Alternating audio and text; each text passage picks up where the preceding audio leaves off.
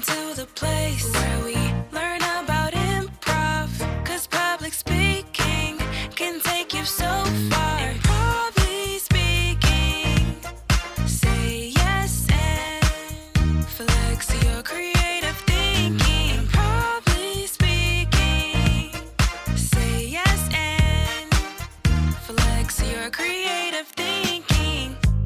Welcome, everyone, to another episode of Improvly Speaking, or shall I say Improvly Dancing today, because our guest is an amazing dancer. I can't wait to talk with her.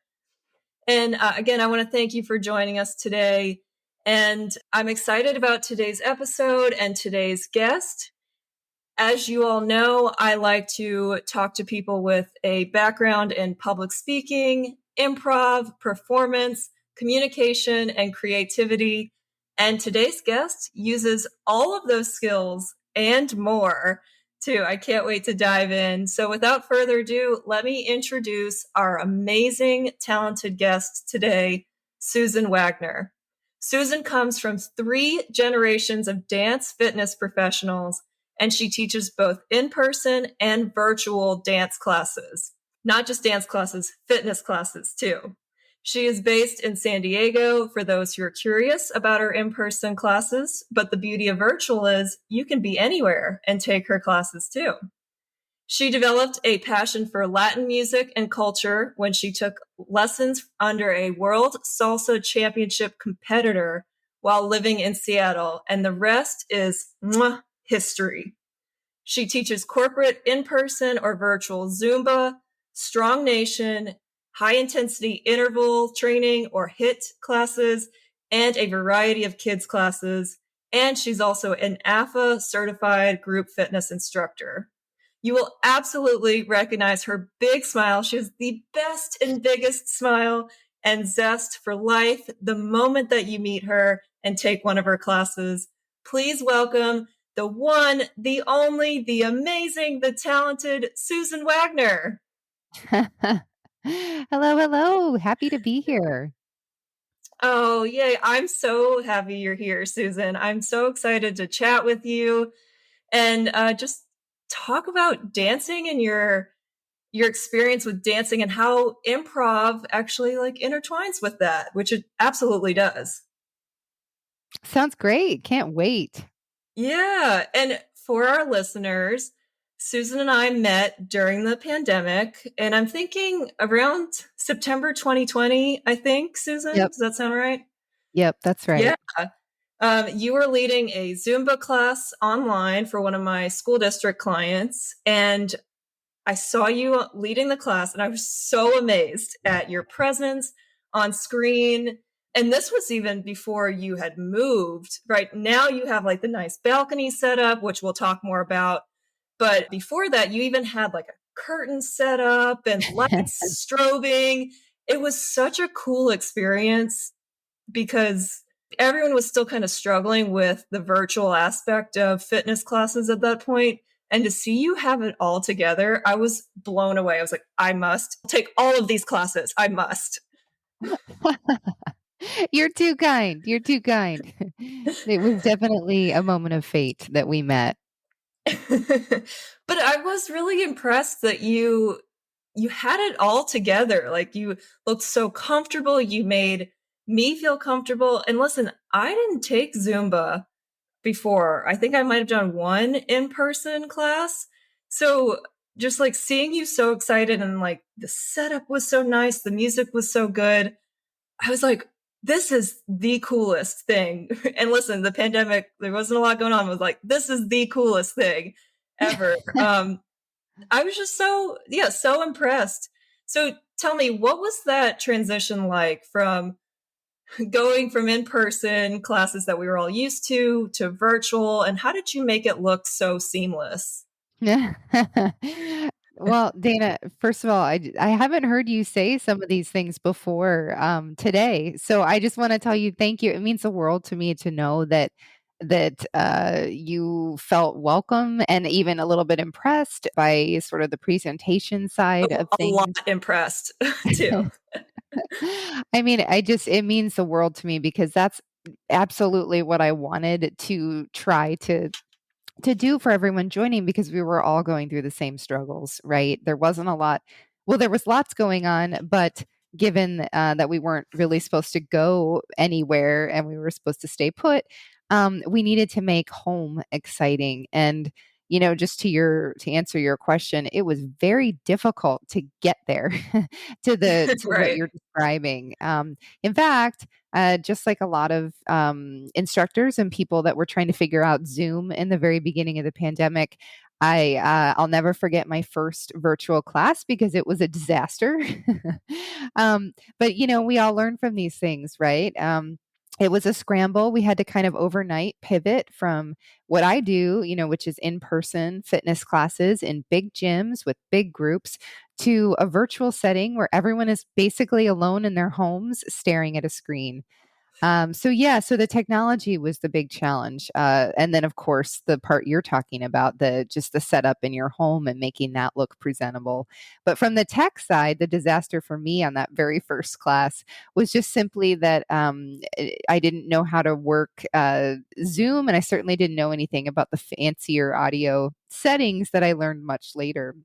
So I had a little speaker in the corner of my room that was playing the music, and I was just thinking, no big deal. It sounds good to me, so it must be good to everyone else, right?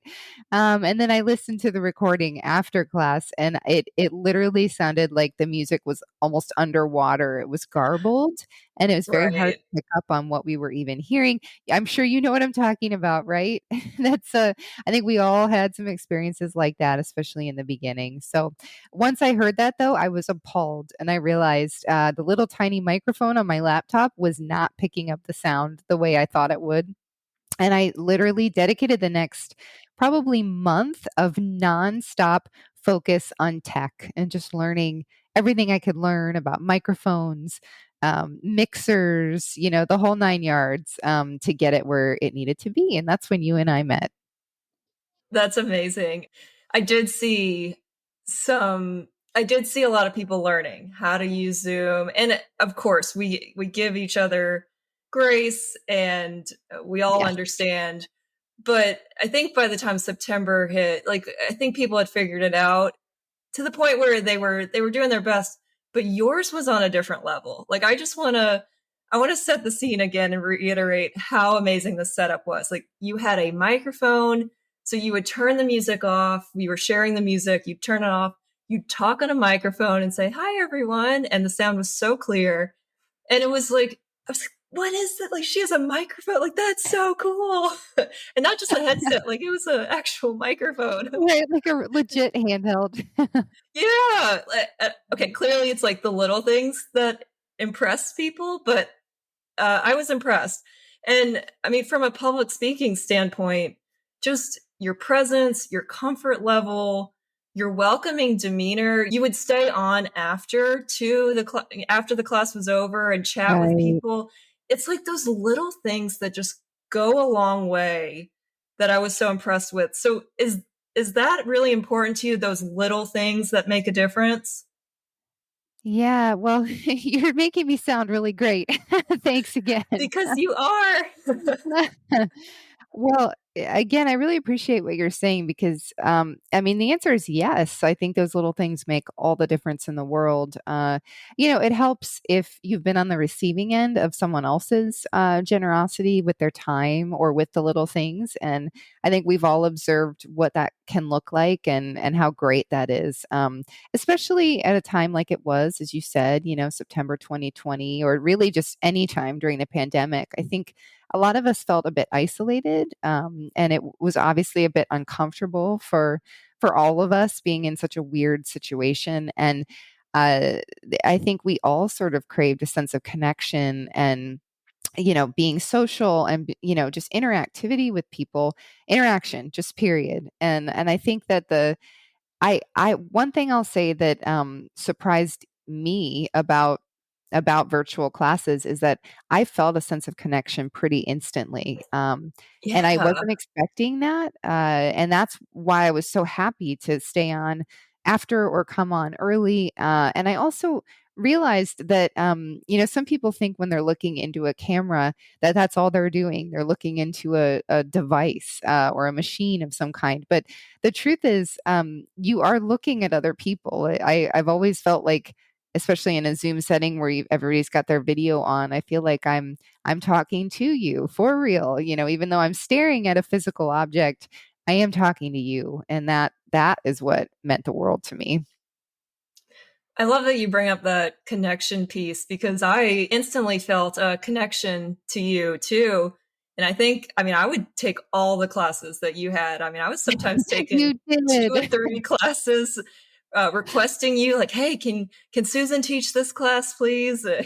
I just want to say thank you for that. So for those of you who don't know, Dana is also incredible, and she became basically an instant friend, and I felt like you were my number one ally. And that really meant the world to me. I didn't know how people would receive virtual classes, and it's certainly not for everyone, but to meet someone like you right away in the early in the pandemic, someone that hadn't done much with virtual classes just in general, and particularly hadn't even taken much in person Zumba, which is what I was teaching at the time. It was like, I felt like I struck gold. I'm like, this is what it's supposed to do. People are supposed to feel connected to it. And if you can do that for the first time online, of all things, that just was awesome. How cool. I know. And yeah, I think I took classes from you for like a year at least before Yeah. meeting in person. Yes, And before we when actually met. right, and when we met, it was like, "Oh, yeah, like, you're just an old friend now." Like, I feel like Right. we're super old friends at this point because we had been through so much together just being on those classes and feeling that connection. Right. I knew all your routines at that point too. Like So awesome. I still remember the first class you took of mine in person, and you were like dancing like a pro. You were better than most of the people out there. I was like, I didn't yeah, even well, and I stayed in the back, because I'm not going up in the front, so but I was like, shy. "I don't even have to look at you." Like, I know the next Right. move. That's so cool. I know. But going back to that connection piece, I think people felt that a lot, especially with your classes, because you made us feel so comfortable. You were comfortable in what you were doing. You made it a comfortable setting. And I think that goes a long way with like that psychological safety piece. That's kind of a big buzzword now, but people felt safe to move. They could turn their cameras on if they wanted to. They didn't have to. Your Right. your class was fun. Like you created an element of psychological safety, which is just so huge these days, I'm going to write that down. I like that. I actually right? hadn't heard that term, but it makes sense. It's a big term in the applied improv world because when we teach applied improv, it's scary, right? And just like Zumba and Right. dancing is scary, especially to do it in front of other people. When you're asking someone to improvise and they're not feeling comfortable, you need to create that space where someone Right. feels safe to be themselves and participate as themselves, with a caveat of like keeping it safe for work too. Sure. Of Right. course. There's always that asterisk there. But yeah, the connection to me was so huge that you had. And again, I thank you. I would talk up, in my full-time job, I do bring in fitness classes, wellness classes to clients, wellness challenges programs. I would talk up Zumba because it was a great class. I knew how experienced you were. And also selfishly, I was like, if I schedule this class, I get to do it with Susan because I got to check it out and see how it's going, right? Of course, yes. I was so grateful for that. You brought in so much additional business for me at a time that could have been otherwise very slow, and I have to also just so you know, it's mutual respect here. I'm so grateful for all the business that you brought to me and the amazing people that I met through you that I never would have met otherwise. So many amazing clients. So thank you for that. You are so welcome. And that's a lesson learned to me of when you're great, people recognize greatness and that's going to get you more business. Like you sold yourself there. And all I did was like, we got to keep offering these because they're so much fun. And I gotta tell you, you brought me so much joy during the pandemic at a time when things were rough. I mean, everyone's struggling. It's like, what's going on here? And to take an hour out of the day to dance. I mean, I literally danced in this room, like this room that I'm recording, that is my guest room, work room, exercise room, office. I mean, it's a multi-purpose room for sure. I had my like a tiny little, I don't even know, 10 by 10 space maybe, that I would dance, and it was the perfect setup, and it made me smile, it made me laugh. It was a huge part for me in getting through the pandemic. That's so, so good to hear. I remember the days you'd have, when you'd have your camera on, and I just thought, she is killing it, because you made your space work. And that was sort of the whole point, right? Is it didn't really matter where you were joining from or how much space you had. You can basically make anything work as long as you can kind of step side to side or forward and backward. Yeah, I'm glad we're not in that space anymore. Like, I'm glad Right. the world has moved on. And you're back to doing in-person classes, right? That's right. Yeah, I'm still doing a combination. There's still a number of folks out there that appreciate the flexibility that virtual provides. But yes, I am back to in person now too. So it's great. Every time I learn new choreography, I can test it out on people live and find out where where the holes are, and then correct it for the virtual folks. Well, and I have to tell this story too of when you first started, you were in your apartment, you had a nice like curtain and strobe lights, and then you moved, and the same building, but you moved and it had a balcony, so you have your whole setup on your balcony, which is amazing. You get to see the San Diego harbor. It's so gorgeous out there, especially at sunset times. Oh yeah. But yeah, but you posted a story one time, like someone saw you dancing on the balcony, like from another apartment, and they were like, "Who is that? Like, she's always out there dancing." Like, that to me is hilarious. Oh, it gets even better, Dana. So, there well, so I may have mentioned this to you earlier on, I'm not sure, but at one point for almost 6 months, the building right next to mine was having just massive construction during the pandemic. And so there was, every floor there were people working on that building outside all day every day. And so I swear to God, I could feel like, 100 eyeballs at me when I was out there. And at one point, I turned around when class was done. I just kind of glanced in that direction, and everybody's waving frantically. All these men in their construction uniform. They're very sweet. That it was hilarious. But then, yes, to fast forward to what you're talking about, they're one of the actual people that worked in that building when the construction ended and they were able to go back out onto their own balconies. There was a woman that apparently was taking an occasional little video clip of me, from afar, balcony to balcony, and then posting it on Instagram, trying to figure out who I was. So she was, tagging all these random San Diego hashtags. And the best part of the story is that a bartender friend of mine who follows one of those hashtags saw it and sent it to me and said, "Isn't this you? Don't you teach on your patio?" So yeah, so now I'm friends with Caitlin from across the way. That's so funny. Again, you're always making connections. Like, I, that's amazing. yep, even from afar, I suppose. Well, and that brings me to just being on stage and the performance aspect of this. Like, even though you're virtual, you were on stage for It's a an stage. audience. Yeah, and that's one thing with public speaking, to stand up and speak in front of people, which I struggled with for many, many years, and I tell that story in another episode. But it's another thing to get up in front of people and dance and lead choreo, memorize choreo, feel comfortable leading it. I mean, that's huge. So I just want to get into your dance journey. How long have you been dancing for? Oh gosh.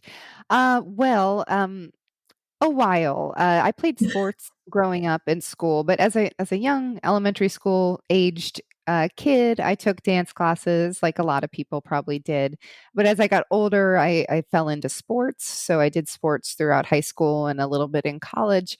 But my mom and my grandma both danced professionally for a period of time. And my grandma, still to this day, audits classes at Kent State University, where I went to school and where she used to teach full-time dance classes there. So she's pretty amazing. She can still do a full split. I've never been able to do a What? full split. Yeah, I know. Grandma's Wow. showing us all up.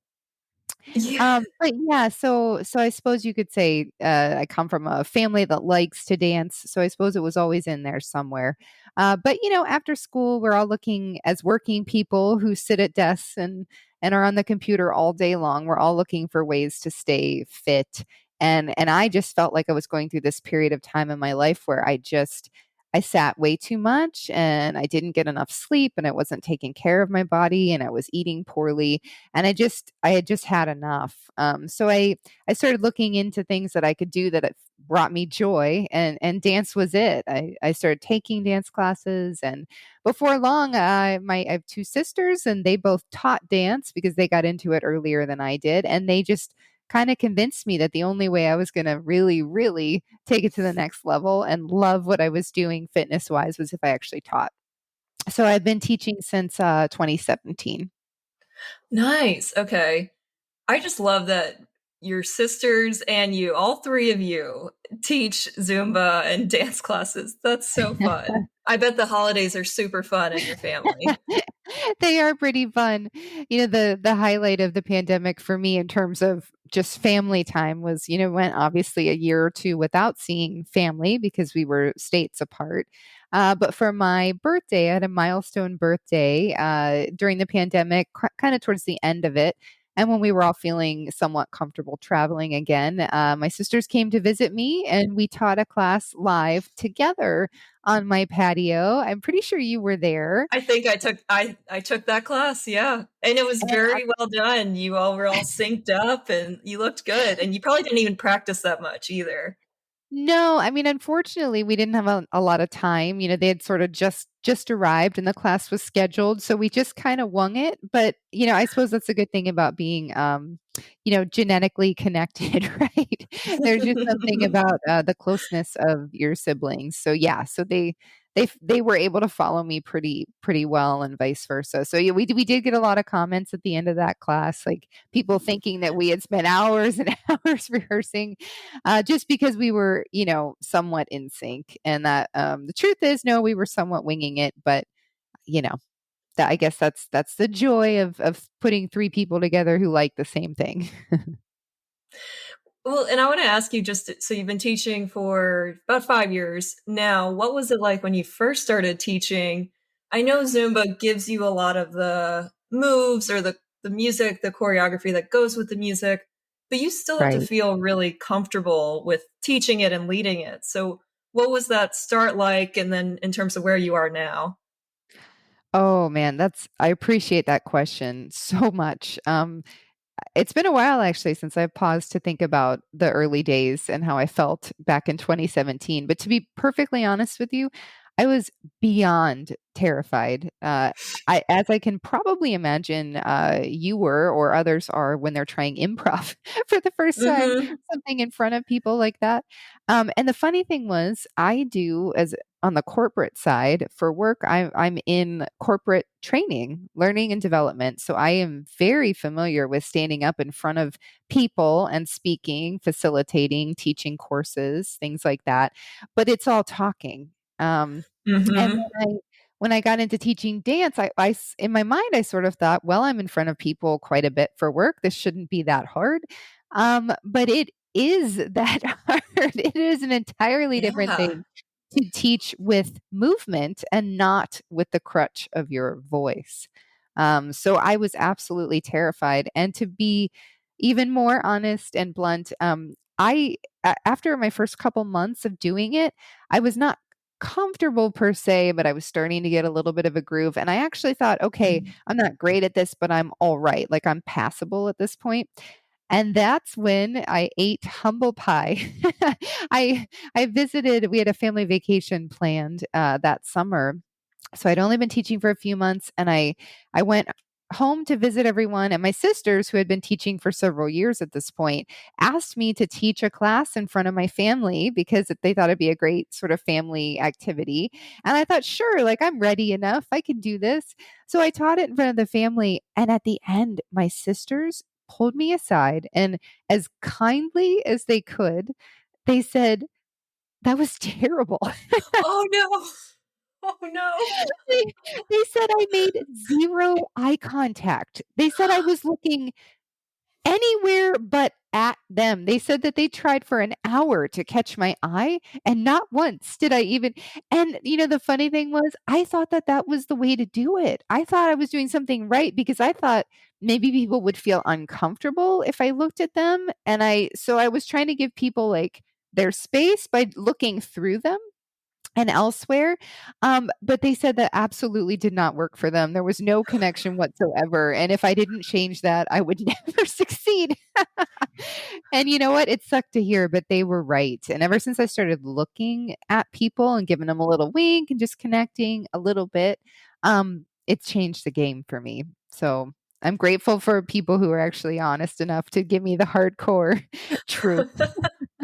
That, it's tough love, but that feedback actually really helps. I can speak to that from my public speaking experience of uh, just knowing that I wasn't great at it, maybe decent. I wouldn't call myself passable, but it was decent. And then Yeah. when I joined Toastmasters, and they tell you how many ums and ahs you say, and here's what you were doing, and you don't even realize you're doing some of these things. So some of that feedback, I argue a bit with the filler words now because it can be a bit intimidating, but it's really good to have that feedback and that self-awareness. And you didn't even realize, and how many classes would you have done, later on without giving eye contact if they hadn't told you? You're right. I mean, it was really a godsend, I guess, in a lot of ways to have the timing of otherwise I wouldn't have been around people that would like them that would have just given it to me straight. So it would have Right. taken me probably several years to actually figure that out on my own. And the other thing too is at the time there was no virtual, so I wasn't recording myself or recording my classes. So, and we didn't talk about this, but I face, the group when I'm teaching. So I don't have a mirror. I don't have any way of really getting a sense for how this is going other than, just generally if people are following along. So just super grateful. I guess you got to start somewhere, right? So, from then to now, I feel obviously much more comfortable enough that when it came time to do virtual, I wasn't scared of the camera. I was looking at you, I was Right. smiling at you and glad to do it. So I guess, but it's an endless learning. That's, I think, something I appreciate very much about improv too. I mean, wouldn't you agree that the learning just doesn't really ever end? This is one of those crafts that you can perfect through eternity, right? There's always something new to learn. Yeah, I feel that way with improv, public speaking. Really, I mean, I guess any Yeah. creative art form, which Yeah. for the perfectionist, it gets a little tough because you just feel like I'm never going to reach that level where I'm content, quote unquote. Right. But like you said, taking a step back and looking at where you started and how far you've come, I don't do that enough, and need to do that more. Yes. Yeah, I mean, you're absolutely right. I suppose I should thank you for making me do it today because You're honestly, I hadn't welcome. really thought of it, at all. So, Yeah, thank because you. you're just such a pro. Now you're like, oh yeah, I did talk. I did start off as this baby Zumba instructor at one point, and now you've blossomed into this amazing instructor now. Well, and I just want to add too, from my perspective, I got trained as a cycling instructor, like a spin instructor That's right. back in 2013, and I never taught any classes. I paid the like 300 to 500 to take the training, the certification. I took the test, and even a a cycle gym asked me if I wanted to try out as an instructor, audition as an instructor. And that term audition and like the idea of having a microphone on my face while I'm spinning and breathing heavy, all of it was the perfect storm of me never doing it. And Wow. I never did it. And I do regret a bit not even trying. Like I didn't even try to do it. So I can craft my own spin workouts now, but actually I prefer to do Right. Peloton workouts on a regular spin bike because they're more fun. So yeah, it's Yeah. like I do regret not trying. Well, I mean, you can chalk that up to a learning experience. But, if you're finding equal, if not more joy by taking spin, through Peloton or other, shoot, maybe it was just your way of discovering that that's what you liked in terms of, spin. Always putting the positive spin, pun definitely intended, on on it. But thank you. Yeah, and I talk about this a lot of like getting through the cringe, getting through like those uncomfortable parts. What you were saying when you first started out, it was a bit cringy. It was just not very comfortable feeling. And I just feel like you have to do that at any part of the creative process, the learning process. There's going to be some cringe. It's not going to be good. And you just kind of have to get through it. But on the other side, it's beautiful when you get there. I've never heard that term either, but I like it. I'm going to borrow it. Please do. Yeah. I've got another episode about that as well, where I talk about that more and just my experience with that. But, and I swear I'm not plugging my episodes here, but just this comes up a lot for me. And I don't know, Sure. you're bringing up my failed spin, but it's not failed. It's a learning experience, right? That's right. Because you got back up. Yeah, exactly. Okay, let's take the quickest and smallest, minutest of breaks here. And when we get back, we're going to talk more about dance. And I want to talk about the choreography process and how you organize your routines and memorize or learn your routines too. So we'll be Sounds right back. great. All right, and we're back with Improvly Dancing with Susan Wagner. At least that's the working title of this. We'll see what it ends up being when this comes out. But for now, we are Improvly Dancing, and we're doing the disco right now. And Susan, I want to ask you too. Just you talked a little bit about the beginning process and getting more comfortable with the choreography or choreo. Is that a good Yeah, term? industry speak is choreo, Dana. The choreo, yes. Let me You want a not little say the full inside term. baseball? Right. So I want to ask you, you create some of your own choreo, right, for the classes? That's right. Yep. So what's your process in creating your own routines to go with the songs? And do you use any improvisation in your process?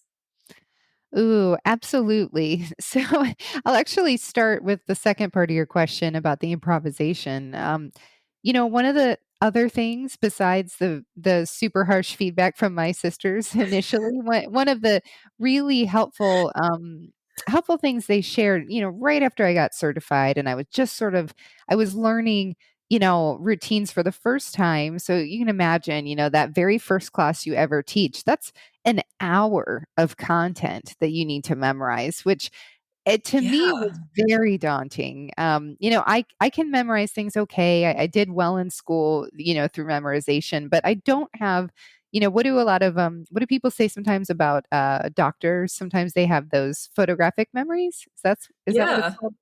Yeah. Sometimes people Yeah. can read things and they can just verbatim remember everything they read. I never had that. And same thing with watching choreography online for the choreography that I was getting straight from Zumba. I had to watch it 15 times till I even had a general idea of what the steps were like and what the song was like and listening for, the changes in the music. So it just didn't come very naturally to me, particularly in the beginning. So, one of the things that my sisters shared with me early on, again, because they had been teaching for a few years at this point, is they said, Susan, you are going to forget parts of your choreography from time to time in that hour of your class. And I thought to myself, well, that sounds ridiculous. And like, if I memorize it, how could I possibly forget it if I've truly memorized it? But they said, no, trust us.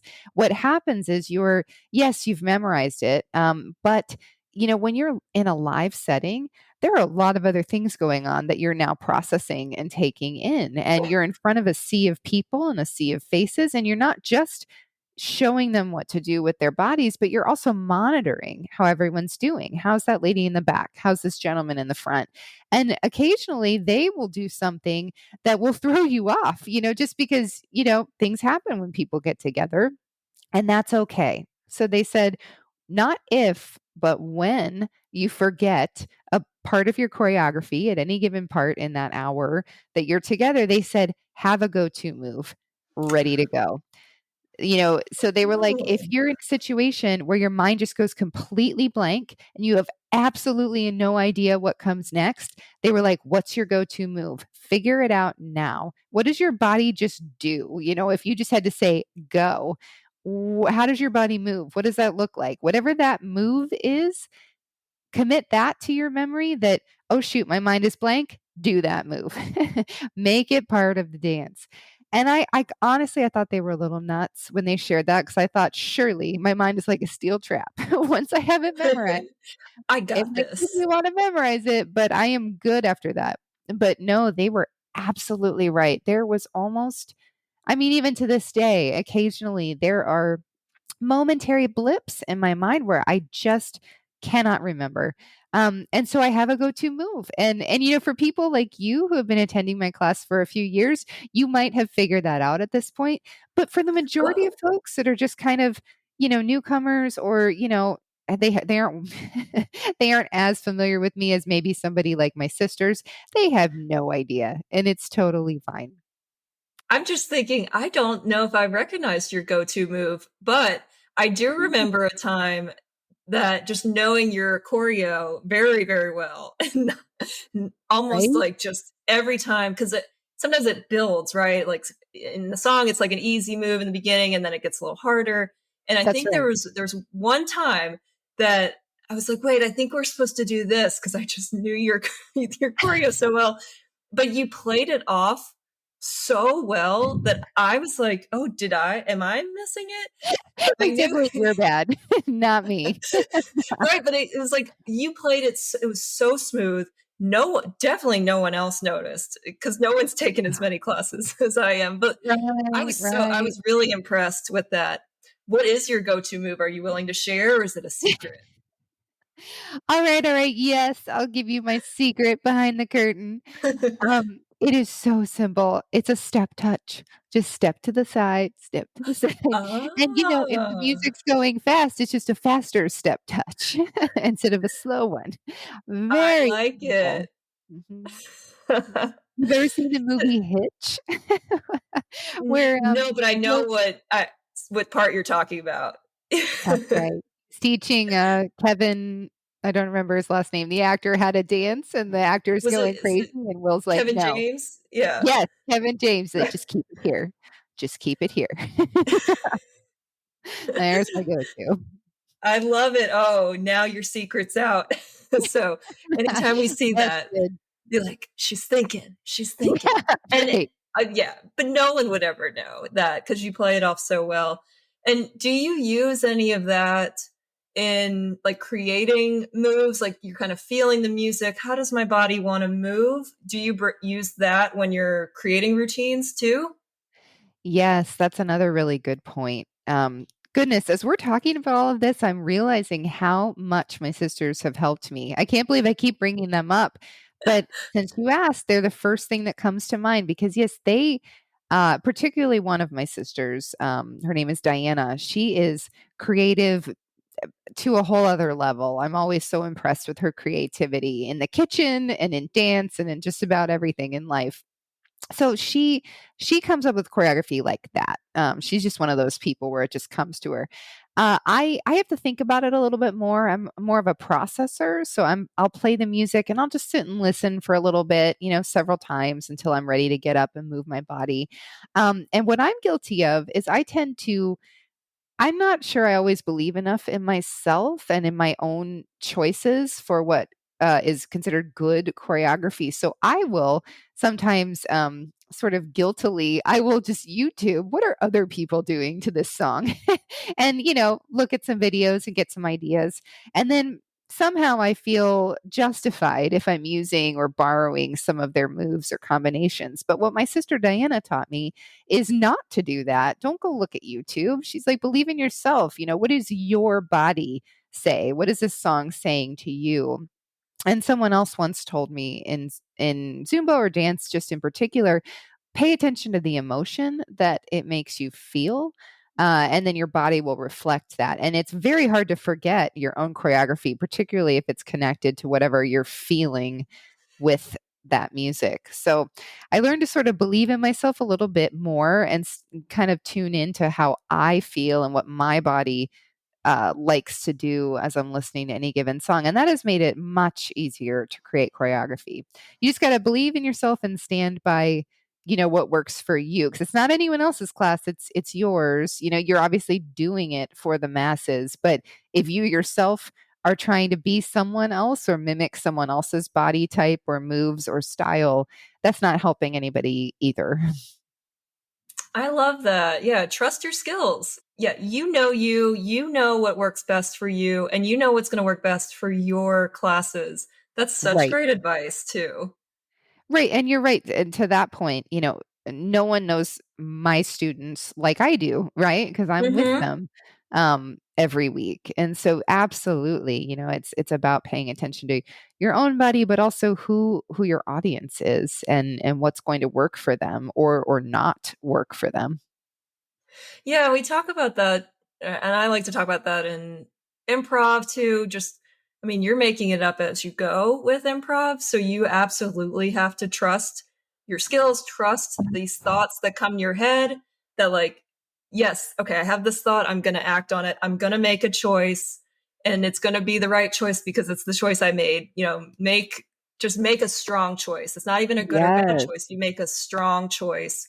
And that's usually what makes the scene successful. And also in public speaking too, and trusting your skills. A lot of people think they have to memorize, like you were saying, you have to memorize the whole routine, memorize the whole speech, and word for Right. word, I've got to get it right. And as you get more into it, you're like, okay, I can be more fluid here. I have a general outline, but I don't need to memorize word for word. It actually comes off more authentic and more intentional and more me if I'm not word for word. Yes, that's such a good point.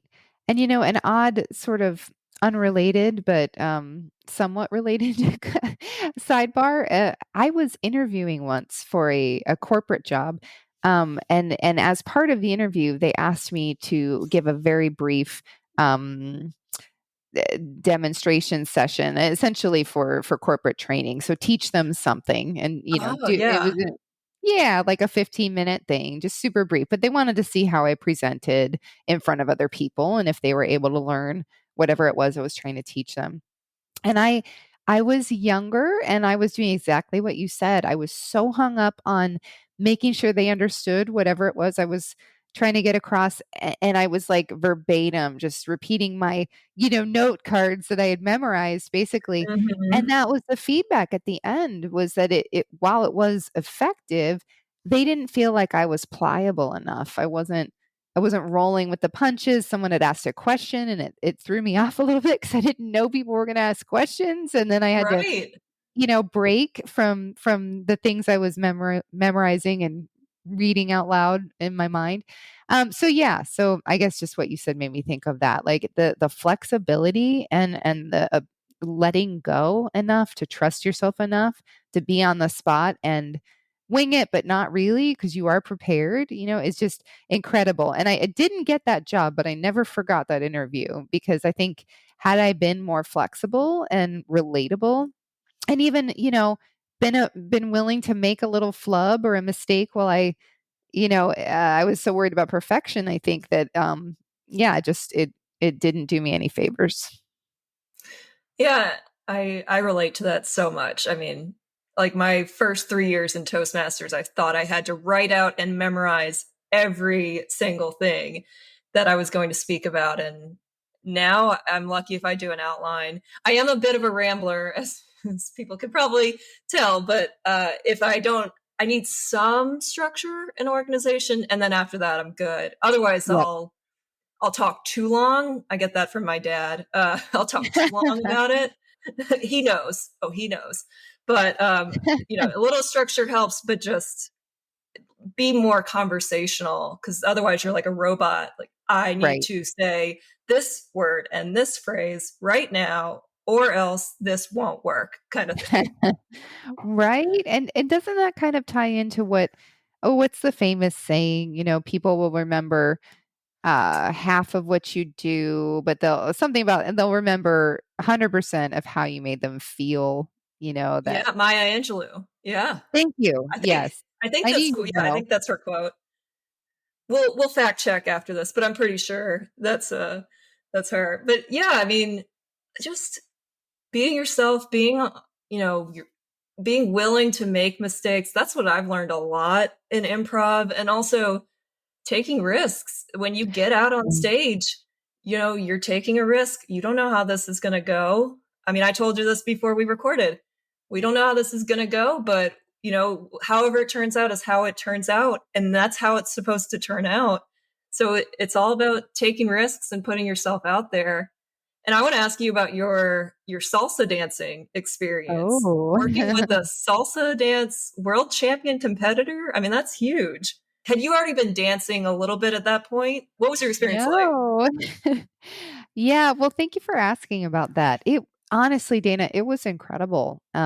So I had just discovered Zumba when I was living in Seattle. It was sort of in the heyday of Zumba, where it was in every gym, it was on every other time block. It seemed to have Yes. it or offer it. So you could hardly, you'd have to be blind to not have at least seen the name Zumba show up somewhere. And I honestly, I was on the cusp of, that was around the time I was telling you that I wanted to make some changes with my physical fitness and my health in general.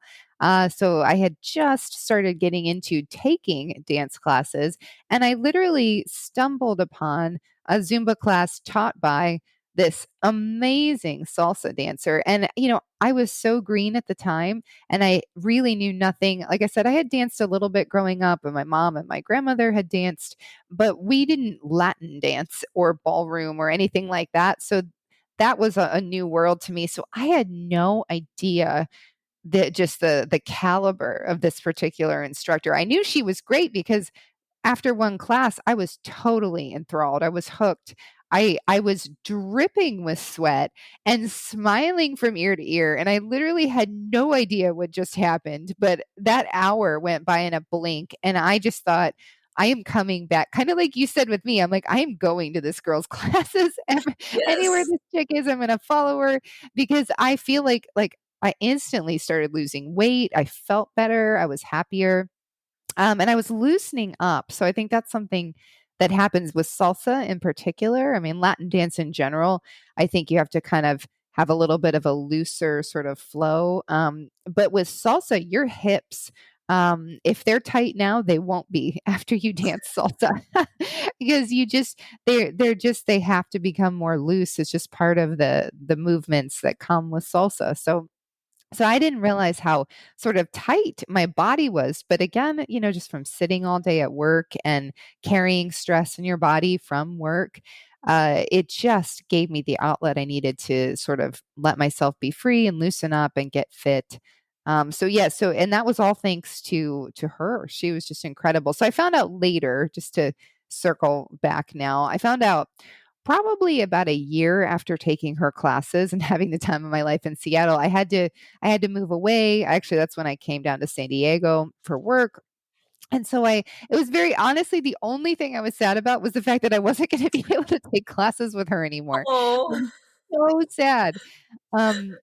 But yeah, so anyway, that's when, of course, and I moved to San Diego and I started looking her up. There wasn't virtual back then, but I just kind of, people would ask about, her or the time there and Zumba, and I started, looking up, and that's when I actually saw her in all kinds of like blogs and articles and in the news for like all of these competitions she did for salsa and in the full on outfits and everything. And I just had no idea. She was very humble. She never really talked about that. I just thought she was a dance instructor. So, I was kind of kicking myself there too, because I probably would have gone and like watched her compete or something just to say I right, right. did. That's incredible. I thought, because I've seen that in your bio that you trained with this with her, and I thought it was like part of your, I guess, dance experience. Like you were just really competitive into salsa. But knowing that that was kind of the beginning of your dance journey, that is huge. I mean, that's a huge risk in putting yourself out there too. I mean, I just didn't know how lucky I was at the time. I mean, yes, it was at the beginning. I was so green. But all I knew was that I felt good in her class. She connected with us, like you were talking about earlier, and Hmm. she made it fun. And she was also just, phenomenal. And so all I wanted to do was dance like her, be like that, and I could see myself in the mirror. So when I say I trained under her, it was because I really did. I was probably taking her class 3 to 4 times a week, and I was Wow. studying her movements. I mean, I was just laser focused. I wanted to be able to dance more like that, more like her. I didn't know she was that good, and that makes sense as to why I Yeah, was so yeah. enthralled. I knew what good looked like. I just didn't realize, that she had spent the majority of her adult life training, 8 hours a day in the studio. But anyway, that's why I say I trained under her, was because I just studied her like an amateur would, but I studied her, and I felt that I improved so much in that year just from that. I love that. And I love that you were looking for a creative outlet. You realized like there's something missing here. I'm not taking care of myself as well. I'm missing that Yeah. creative spirit, that creative drive. And improv has really helped me be more creative too. And Right. dancing is a creative outlet for many people as well. Do you think of yourself as a creative as a dance instructor? Oh, I'm so hesitant to answer this question. Um, I have a few trains of thought, so thank you for that question. I haven't really thought of it too much in a little while, but here was my hesitation. So, uh, short answer, no. I've never viewed myself as being creative, really, at all. I know that's not true because I think when push comes to shove, everyone is creative. And if you look at, if you study young children, every young child is creative. They are making up games. It doesn't matter if you grew up with every toy under the sun or if you grew up with nothing. Kids have so much fun, and it's all because of the creativity in their minds. Their imagination is just Mhm. fascinating. So I think that deep down we all have that in us. I think sadly as we get a little older and the pressures of life come on us, I think that we can disconnect a bit from that. It's just easy to do. And so as an adult, I never really considered myself as a creative person because I've felt very I love my career. The part that makes money in business. Right. Right. I've always loved corporate training and learning and development. And so, and that, don't get me wrong, there's creativity in that for sure. But I just always saw myself Sure. as like a business person. It's more of a business mindset and not, a painter or an artist of some kind.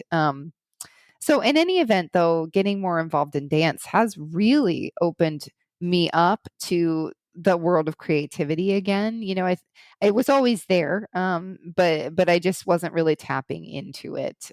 So I suppose the answer is yes. Now I feel more creative, but I also have a lot of friends in the dance community here in San Diego, and I always kind of joke with them because I call them like the true creatives because so many of them are the type of creatives that are on a scale of 1 to 10 are probably pegging at like a 9 or a 10 on the creative sort of mind. So whereas I tend to sort of still have a businessy type mindset, many of them are like can't ever remember where their keys are. They set their Right. keys down somewhere and it takes them, 25 years to find them again. Or just little things like that. Like I feel like sometimes when we all try to get together, I'm like the one trying to herd cats. That's what I say with them because they're just a creative bunch and some people show up late and some people show up early and I always get these calls like, "Hey, aren't we meeting here?" And somebody's like 25 minutes away and I'm like, No. "No, I emailed you about this. We're meeting over here." Right. So that's what I tend to think about when I think of creatives are the people that are their minds are so preoccupied with the amazing creative things they're coming up with that they just can't be bothered with the details of life, like where and when we're meeting for dinner. But yeah, I do think we all have creativity inside of us. And I have a little bit, I'd say, for sure. Yeah, that's a great answer there. And my answer, just from someone on the outside looking at, knowing you for a little bit and seeing the work you do, I would have said, and I still say, yes, you are creative. Like, you are a creative person. You're very creative in what you do, the dance routines you lead, the dance routines you create. I mean, you are creative, but it's funny, in our heads we go, no, I'm not I'm not Right. like that poor starving artist and someone who's Right. so creative they can't remember where their keys are. You're creative too, just in a different way. Thank you. Thank you for saying that. I accept I accept that and I will own that. I like it. I like that too. I accept and I own that, because that's a huge thing with performance and public speaking and improv. It's like we always think, oh, I did this wrong. And we sometimes look at the negative, and you get that Yes. positive praise. And it's like, oh, no, no, I did all this wrong. I can't possibly be good at it. So I like that. I own it and accept it. This is like a therapy. I'm feeling good Right? after this.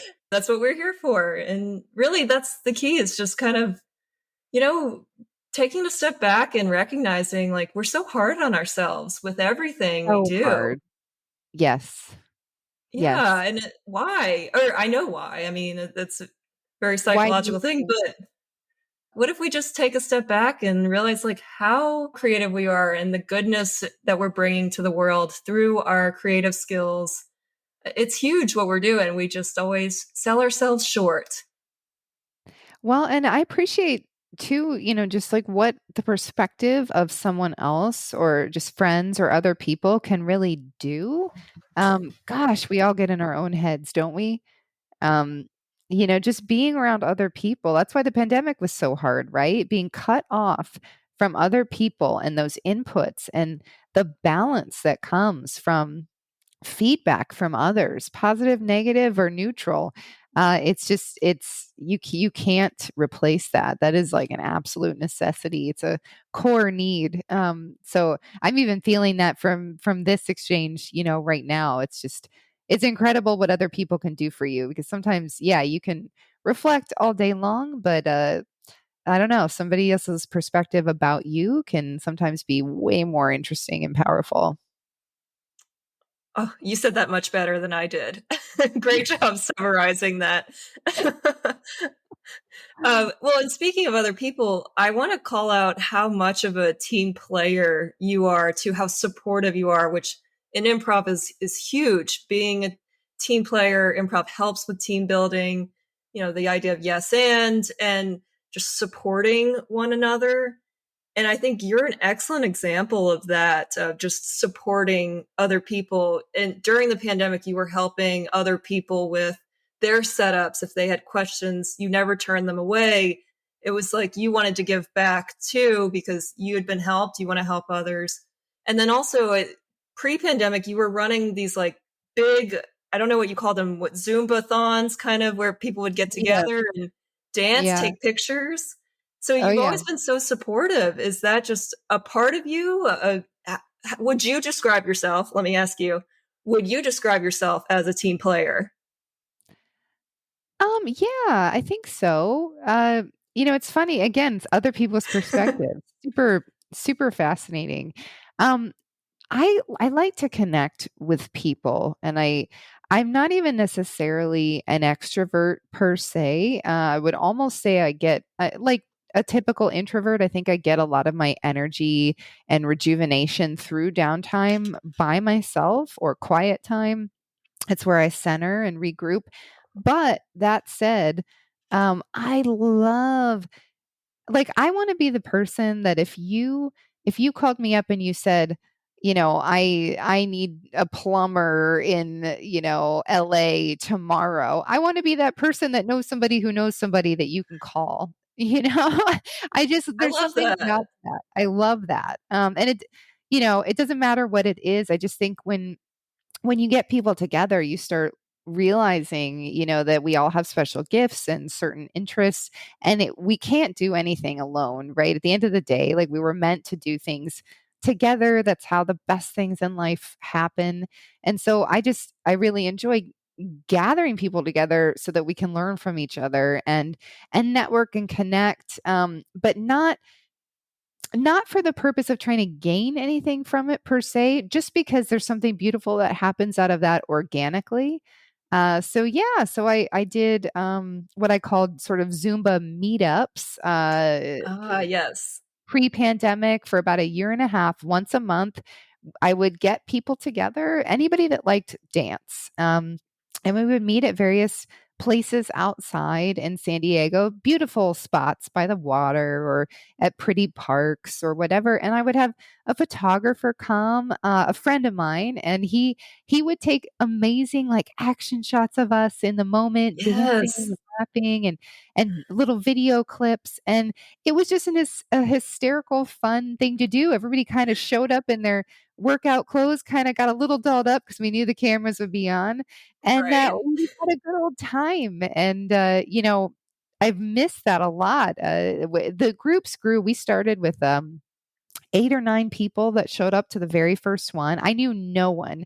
I just kind of blanket emailed a distribution list of instructors in town that I didn't even know, told them about my idea. About 8 or 9 people actually showed up, which was incredible. And I thought I was like really winning. But over the course of the next year, we were we were getting 40 to 50 people on average every single time. And it got to Wow. the point where it was actually almost hard to do on my own in terms of managing it because, not all parks will allow a random group of 50 people to show up with loud music and cameras and the whole shebang. So it got to the point where I was having to like ask the city for permission to allow us to show up for 2 hours somewhere. So it got a little almost unruly by the end, but it never got to the point of, too crazy. But it was so fun. And I think the joy, it was worth the effort and the work and the time because we were connecting and people just looked forward to it. And there were so many spin-offs that occurred. People became friends, and all these little friend groups emerged. And before you knew it, there was just the social calendar was just so busy because there were people's birthdays and, just you name it. There was something going on every other day because you get a group together that big and you become friends. Oh my gosh. I love that. Just goes back to your herding cats. It sounds like you Yes. were Yes. There was a herding, lot of cat herding. HERD, not hurting, herding cats with that, just 40 to 50 people showing up. You always need someone to organize it. And that was you. And I'm sure they were the bomb because you organized it. Well, thank you. That goes back to why I didn't see myself as that much of a creative because I was bringing creatives together and sort of just learning from them. But Yeah. But you coming up with the idea in the first place is creative, right? so, and you know what? Yeah. We got copied a few times too. A few of my friends sent me little posts on social media from, acquaintances that saw what we were doing and tried to launch it on their own and passed it as their own thing. Didn't even acknowledge us. But I was like, you know what? That's awesome because it's just a compliment, really. But it was That's kind the of best funny. form of flattery, right? And I just got to ask you, I'm curious, how often are you dancing? Like, how many days a week do you do a class? Or how many classes do you do a week? I should ask. Well, it depends. Every week's a little different. So, as you know, throughout the pandemic, it was 100% virtual and it was mostly corporate clients that I still work for a number of different wellness companies that have a list of hundreds and hundreds of corporate clients. So, during those times, the whole world opened up really to Right. people who were set up quickly, like you mentioned that you liked my setup. Well, I did get set up maybe like a hair faster than sort of the average body of instructors that were figuring things out. And I was so grateful that I did because it allowed me to get all of this work kind of overnight. So during the pandemic, I would say I mean, I basically said yes to everything, because at that time there was, even a time where I wasn't working my day job. So I would do 14, 15, 20 classes a week, but many of them What? abbreviated, like 25 minutes. A lot of them were shorter classes. That's what some corporate clients wanted, which is short and sweet. So it wasn't like, and some of them, again, I teach other formats too. So some of it was stretching and things that are lighter on the joints. So you know, I maintained my health, but it was a stretch, and now it's a combination of virtual and in person. So in person, I'm doing 4 classes a week, together with people. 3 of them are just 45 minutes, and 1 is an hour long. And then virtual just varies. It's all contract based depending on what corporate clients want. So, sometimes I'm doing 5 or 6 classes now virtually a week. So it's manageable. And I'm also working again, of course, in my corporate job. So you can only do so much, right? Yeah, I'm just saluting you right now because that's a busy schedule, and that's a lot on your body too. But I It's a guess lot on your body. yeah, But do you get used to it? I guess at some point, like you've done these moves so many times, it's like not as hard on your body. I don't know. yeah, there's definitely some of that for sure. No matter how hard something is, yeah, once you're trained in that particular thing, it's when I try to do something else that it's very hard. Right, Like right. swim or run or play basketball or something, I'm like, dying. So yeah, it's all in what you get used to. But I was unhealthy for a few years. I've mentioned this already, but that left such an impression on me. I was so mad at myself when I finally realized that when I had my breaking point moment with that, I was having a hard time going on walks. I mean, Wow. like legit. And now part of it, I wore high heels, all day, every day in an office setting. So, that's not super healthy for you anyway.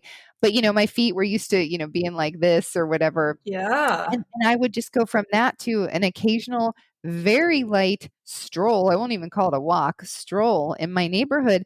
And I had to warm up just to do it.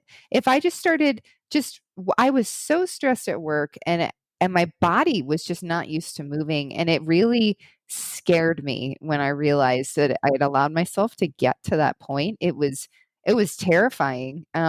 And so, yeah, so to answer your question, I may have gone a little bit overboard in the other direction, but I with the, hundreds of classes a week. But I just decided that for whatever this period of time is with COVID and post COVID and getting back into whatever normal looks like again, that I was just not going to say no, to things unless, within reason, of course, but that I was just going to say yes to the opportunities in front of me and see where life took me. I appreciate you being vulnerable there because that's sometimes it can be hard to talk about or go back to that point, and there's still some pain there. I appreciate you sharing that with us. It means a Yeah. lot, and I Yeah. feel that. I mean, sometimes you have to hit that breaking point to know and realize what's important, right? That's right. And that's why, I think everybody goes through things, right? I mean, life is not easy and we all go through it in one way or another. So if I can come out the other side and find joy and balance and happiness again, that's awesome. And I just, of course want to share that with others because I can relate to other people's struggles. One of the other things I appreciated about your classes is you did get vulnerable with us. You played a song that was related to your mom, or made you think of your mom with, and it's Whitney Houston, "Higher Love" song. You Every still time I hear remember that that? song, Oh, I think of you every time I hear that song, and it's more special to me. It's a great song on its own. It is more special to me because you shared your story and like why it's important to you, and there's a dance like that. people remember how you made them feel That's a there. great point. Yeah, I Yeah, was, sorry to bring that up. no, I think it's beautiful. I'm so touched that you remember that, it wasn't that long ago that I was teaching, I was actually subbing an in-person class at a facility I hadn't been to in a few years. And a woman came up to me and almost verbatim said what you just said. And so I'm so touched to hear this from a second person in the span of the same week. I can't believe it. It's incredible. I guess you're right. It's letting people in is almost never it's hard to imagine a time where that's not a good thing. Ah, yeah. I can't believe someone else like said that to you. That's And it had awesome. been years, but I did play that song. I didn't think anything of it, and I certainly didn't talk about it in any particular way. I just played it like any other song in class, but she came up to me right afterwards and said, "Oh, how are you doing, sweetie? I remember your story about your mom." And it was just it was just so moving. And that's her favorite song in my class too, but just because of the connection, I suppose. Yeah. Oh my gosh. And yeah, oh, love that. I'm touched. Just like that Oh connection, my. right? It goes back to connection. That's right. That's right. Yeah, I mean, anything can be meaningful. Fitness class is a fitness class. It's cool. You get a little exercise, a little sweat. But when you can sort of take it to another level and make it meaningful and impactful, that's when it's like, then you're really winning. Then you're making a difference in on multiple levels, which is just incredible because we've all had that experience ourselves probably, and it's amazing to be able to do that for anyone else too. Again, you said it better than I did. That was very well summed up there. Okay, Susan, I got two more questions for you. One for the newbies out there, those who have not done a Zumba class or any kind of dancing. What would you say? What's your advice to them to just try it and see what they think? Any advice for those who haven't done a Zumba class ever or in a while? Yes. So Dana, I would say if you are new to anything, get out of your comfort zone and go do it. Because we all know that when you're out of your comfort zone, that is where the magic happens. So just do it. And you know what? At the end of the day, no one's staring at you anyway. You think everyone's looking at you, but they're not. Everybody is worried about how they look. And in a group setting with a mirror, if you're in front of a mirror, everyone is looking at themselves in the mirror. They are not watching you, and they don't care if you're good or bad at whatever it is you're doing. So just try it. It might be the best thing you ever did.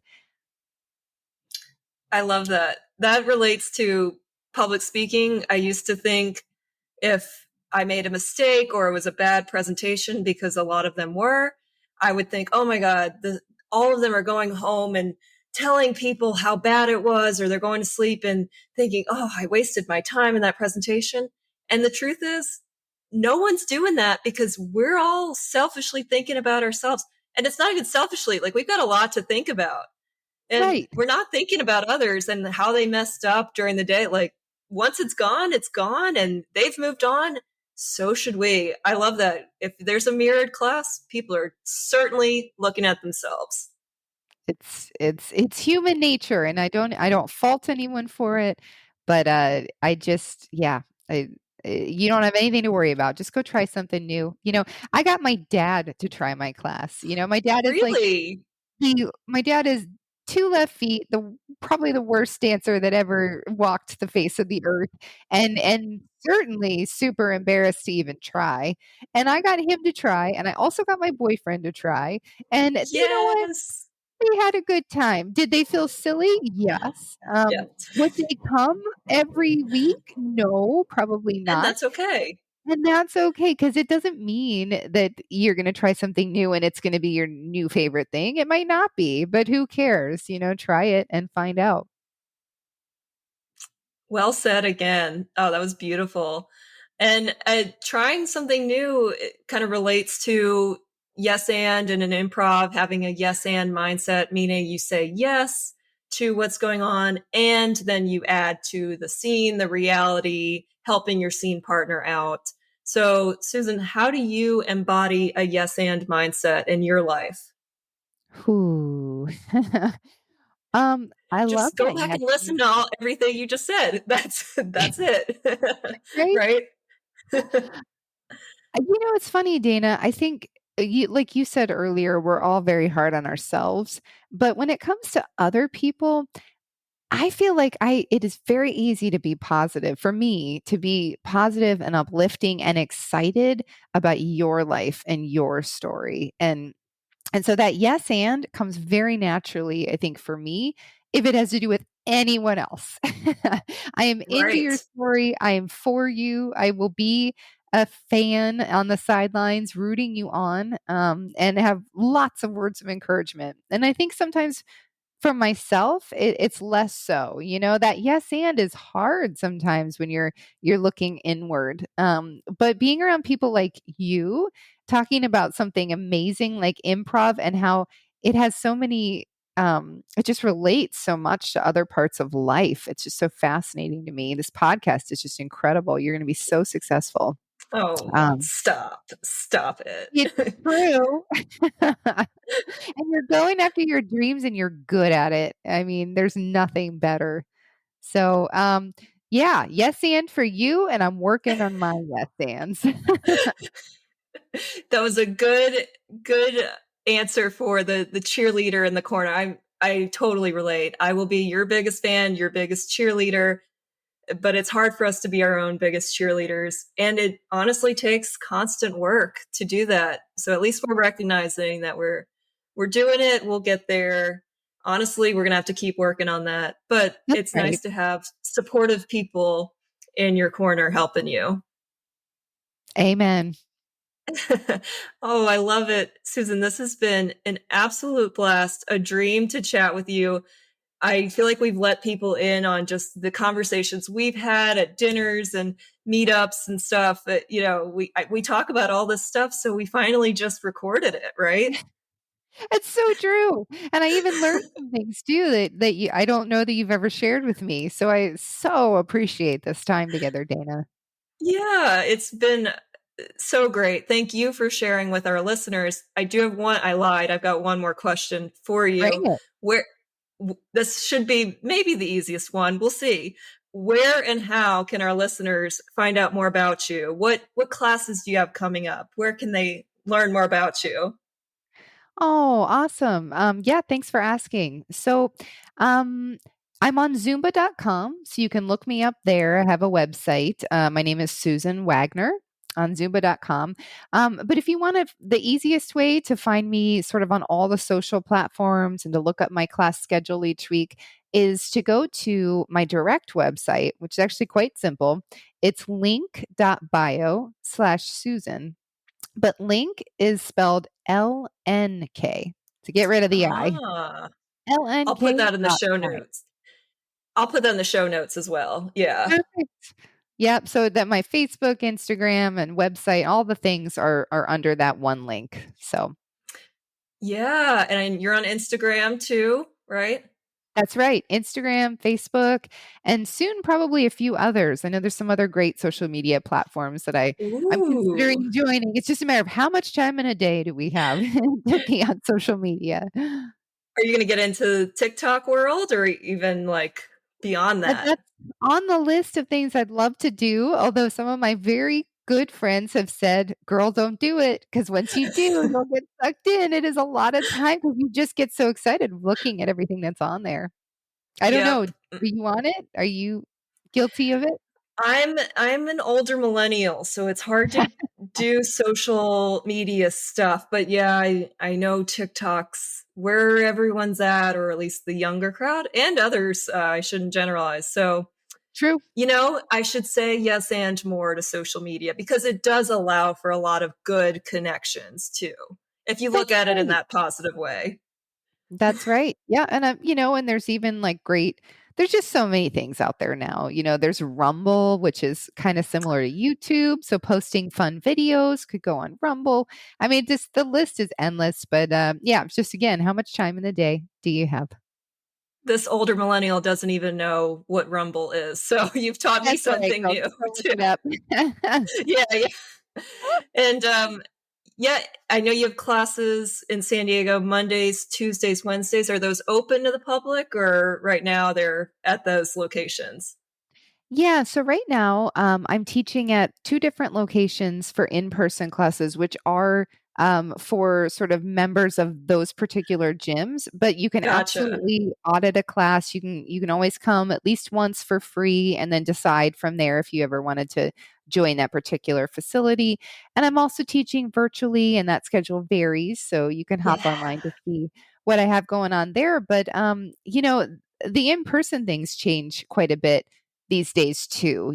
With the world sort of now open, I've chosen these two particular facilities because the class sizes are a little on the smaller side, and that was what I wanted when the world first opened up. I was like, I don't want to go into a sea of 60 people quite yet. I just want to see how this goes, but it's been so great that I'm basically ready to kind of jump back into you know, the bigger the better crowds. So keep posting on my Yes.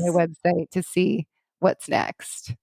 Awesome. And I think we'll be seeing each other in October too, probably before this is released, but I can't wait to hopefully take one of your classes again as well at a conference. So I'm excited And about thank that. you. Talk about Dana's giving just doesn't stop. This conference in October is I'm teaching a few classes thanks to her, her company coming down and her connections. So I'm looking forward to that. It's all kind of selfishly for me because I'm like, yes, I can take one of your classes again.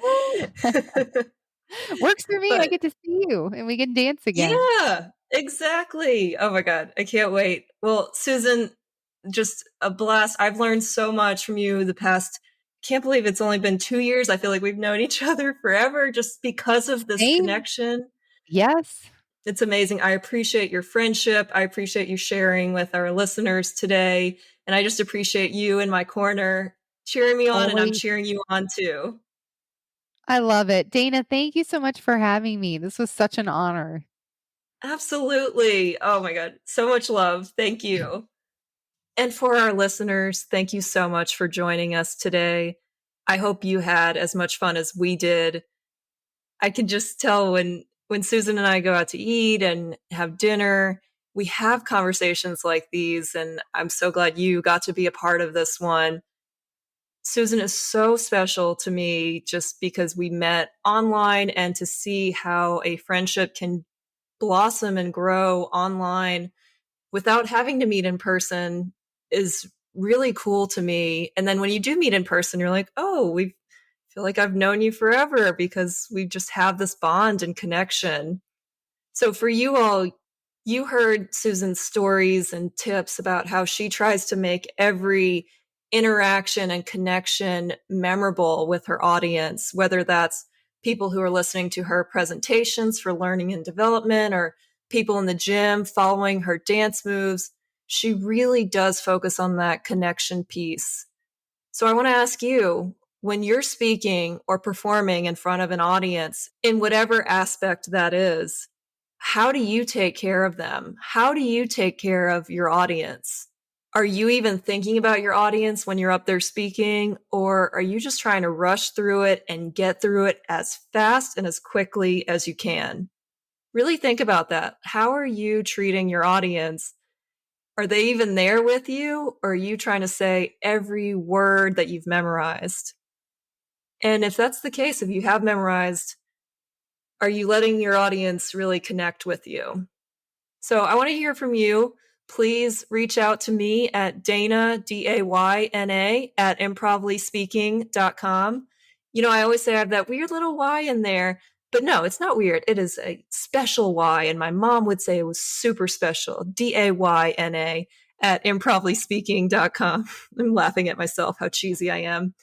Let me know if anything resonated with you during this episode. I believe it really helps to share with others rather than internalize it, keeping it in.